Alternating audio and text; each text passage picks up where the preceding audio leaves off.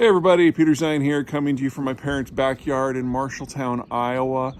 Today we're going to talk about some of the things that are in motion, apparently, in the Chinese system. Now, for those of you who have been following me for a while, you know that I am not very bullish on China. It's facing not demographic collapse, it's far faster than that, just complete demographic dissolution and economic collapse that goes along with that within the decade.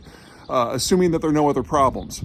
The United States has put in a series of technological restrictions that basically kill the entire tech sector. Their energy sector is completely dependent upon the ability to access the Middle East, which is an area they can't reach and force. Their trade system and their economic structures and their employment structures are utterly dependent upon the U.S. Navy making it safe for their civilian vessels to hit the world over. They are arguably the most internationally exposed country in the world, and on top of that, their financial sector and their agricultural sectors are absolute messes, things that make Enron look really well run. This is a country that is not going to last a whole lot longer. And in that environment, the question is, how do the Chinese prepare for the economic end if they want to politically continue? To this point, their solution has been absolutely rabid, foaming at the mouth nationalism, convincing their people that it doesn't matter if you can feed your kids, it doesn't matter if you have your job, you're Han Chinese and Chairman Xi is your leader, and that's enough. And to that end, Chinese propaganda has gone from the aggressive to the absolutely hateful. The person who has probably played the biggest role from an international point of view in this is a guy by the name of Zhao Zhilan, who has been the spokesman for the Ministry of Foreign Affairs.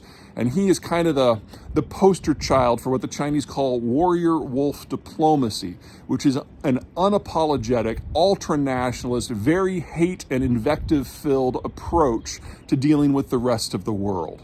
So this is the guy who has popularized art that shows Australian soldiers with their knees on third world children. This is the guy who insists that COVID started at Fort Detrick in the United States and was then spread to the world as a way to wipe out non-white people, that sort of thing. He's a real piece of work, and he's a general asshat.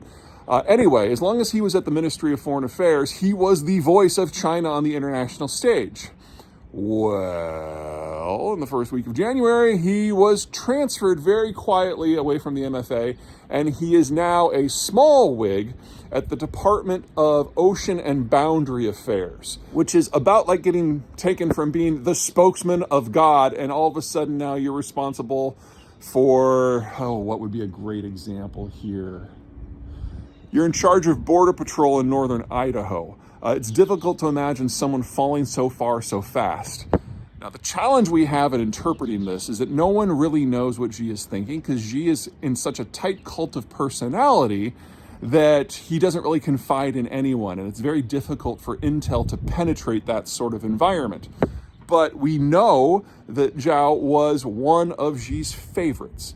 And so for Xi to be not just demoted, but put into a complete cubbyhole in the middle of nowhere in terms of the bureaucracy is an indication that Xi knows that this strategy has utterly failed. There is no version of China that survives this unless it finds a way to work with the United States in a constructive way, and one that basically gives the United States everything from a strategic point of view that it wants. The United States is the only country that even theoretically has the tools that could help China survive what's coming. And having somebody whose job it is to throw gravel into the gears of the diplomatic relationship obviously is not helping at all. But to have him so dramatically demoted indicates that perhaps, just maybe kind of sorta, Xi is realizing that the end is approaching, and he really needs to change diplomatic gears if there's any hope for China surviving the rest of this decade. So it's very prospective at this point. But if there was one person who needed to move in order to make a new approach happen, it was Zhao, and now he's gone. Okay, that's it from me. Until next time.